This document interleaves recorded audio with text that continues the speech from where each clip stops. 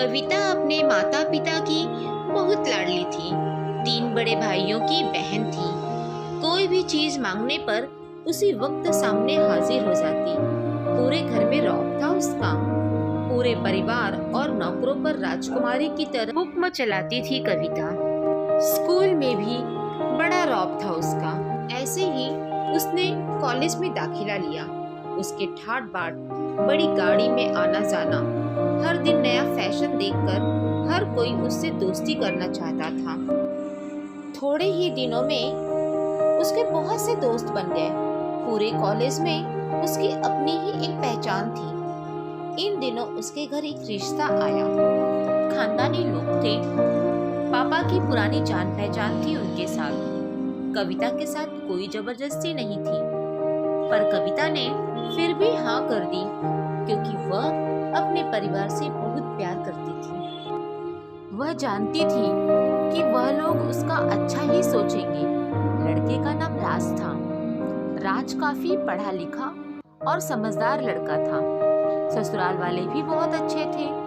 ससुराल में कविता की जगह वैसी ही थी जैसे कि मायके में। कोई भी कार्य कविता की सलाह के बिना नहीं होता था। सबकी लाडली बहू बन गई थी वह। फिर उसके घर एक बेटे का जन्म हुआ। राहुल कविता को जान से प्यारा था। पोता पाकर ससुराल वाले तो फूले ही नहीं समाते थे। कविता कभी कभी सोचती कि उसकी किस्मत कितनी अच्छी है। उसका हर अपना उसे कितना प्यार करता है। चाहे जीवन में कैसा भी समय आए, मेरे अपने हमेशा मेरे साथ हैं। मैं कभी अकेली नहीं हो सकती। खुशकिस्मत हूँ मैं। पर शायद कविता की खुशियों को उसकी अपनी ही नजर लग गई थी। एक दिन वह मायके जाने की जिद कर बैठी। राज को बहुत काम था, लेकिन वह फिर भी उसे ले गया। रास्ते में उनकी गाड़ी अन्य गाड़ी से टकरा गई। कविता, राज और राहुल बहुत बुरी तरह से जख्मी हो गए। काफी दिनों के इलाज के बाद राज और राहुल तो ठीक हो गए, लेकिन कविता पूरी तरह से ठीक ना हो सकी। सर पर चोट लगने के कारण वह अपनी आंखों की रोशनी खो बैठी। अब कविता की किस्मत जैसे उल्टे पांव चलने लगी। मायके वाले कुछ दिनों तक उसे मिलने आते रहे। फिर कभी कभार फोन ही करके पूछ लेते कि अब कैसी हो। धीरे धीरे ये सिलसिला भी कम हो गया। ससुराल वालों की सहानुभूति भी कम होने लगी। घर में किसी को पास बैठने के लिए कहती तो जवाब मिलता, काम बहुत है, अब तुम भी तो हाथ नहीं बटा सकती। राज भी काफी चिड़चिड़ा हो गया था। बस राहुल ही था उसके साथ, जिसके साथ हंसते खेलते उसका वक्त गुजरता। एक दिन कविता के हाथ में कुछ सामान गिर गया, जिसकी वजह से राहुल को हल्की सी चोट लग गई। कविता के सास ससुर ने राहुल को उससे अलग कर दिया कि कहीं उसके ना दिखने की वजह से बच्चों को कोई नुकसान न हो जाए।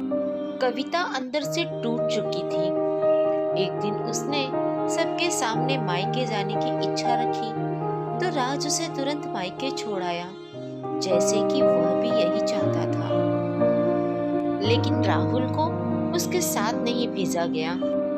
कविता कभी राहुल से दूर नहीं रही थी, पर अपनी कमी के कारण उसने ज्यादा बहस नहीं की। कविता को लगा कि वह 3-4 दिन वहां रहेगी तो थोड़ा हवा पानी बदल जाएगा, क्योंकि वह कितने दिनों से कहीं भी बाहर नहीं गई थी।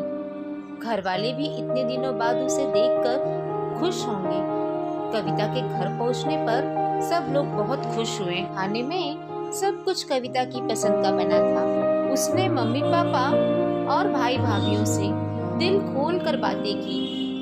उनके छोटे छोटे बच्चे भी बुआ के साथ घुल मिल गए थे। रात को सोने के वक्त जब वो कपड़े बदलने लगी तो उसे पता चला कि उसका बैग तो बहुत भरा हुआ था। वह सब समझ गई। वह बहुत उदास हो गई। कुछ दिनों तक तो सब ठीक रहा, फिर जैसे सब बदलने लगा। सबका व्यवहार बदल रहा था। वह लोग जैसे थक चुके थे उससे। सब लोग घुमा फिरा कर पूछने लगे कि राज कब आ रहा है उसे ले जाने। वह बहाना बना देती, जबकि वह जानती थी कि अब उसके लिए कोई जगह नहीं। कविता से चलते वक्त कुछ न कुछ नुकसान हो जाता। थोड़ी बहुत टोका टाकी उसे सुनाई देती, पर वह टाल देती। एक दिन उसके हाथ से लगकर एक कीमती फूलदार टूट गया। छोटी भाभी ने बहुत हंगामा मचाया। कविता के माता पिता रोज रोज के झमेलों से तंग आ गए थे। उन्होंने राज को खुद से फोन कर दिया। राज कविता को अपने घर ले गया। कविता को अपने परिवार वालों से ये उम्मीद न थी। जिस कविता के कहे बिना घर में एक पत्ता भी नहीं हिलता था, उस घर के लिए वह अब बोझ बन चुकी थी।